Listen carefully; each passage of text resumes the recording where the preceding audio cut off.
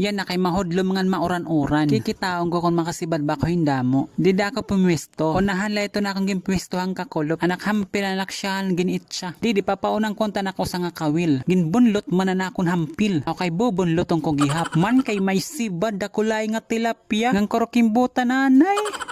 Uy, may nagtitinawag man. Ayon ang Pilipiki kay sibad ka na. Katima nakpagtanggalan isda. Siyempre mabalik na ako takpwesto. Ngan lingkuran, anay magpapaunanay ako. Tapos matindog na ako para makabuelo. Nga na ako naliwat tigiitsa tak hampil. Di ko lagin itsa nakaharani. Para hindi na siya lumayo at mapunta sa iba. Char. Siyempre, oo payo naton pagbutang. Di magpapaon na liwat unta ko na ako sa nga kawil. Paglingin na akong gininahinay man pagbunlot. Ako ka gininahinay ko giya pagbunlot. Tapos pagbiran na akong, uy mabugatay man mga sis. May sibad na liwat. Ang korkimbuta na liwat.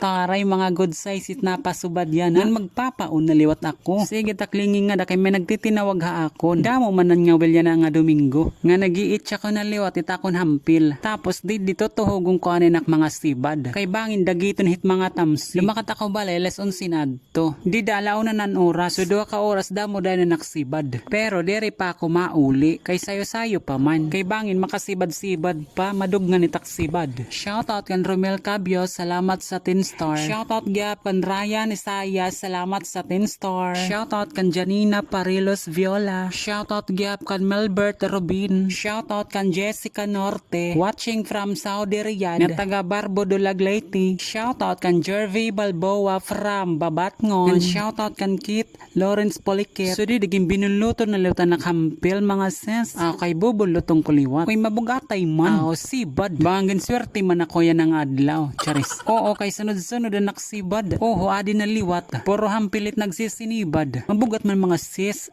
Sibad. Pla na malagatan. Nakong tao-tao nga na nakawaya na kawil. Waray good mga kakasibad. Puro mga tuhing. Ang korokimbutan anay. Di naubusan na ako hinpaon. Okay, mauli na ako. Sakto lang ito na las 12 kulop. Ano pa ba to santo nga kakilo? Karis yung mga bahulitak mga sibad yan. Mga fresh pagod. So, saan ka pa? Kay ek-ek ka na. Ngang korokimbutan? Char.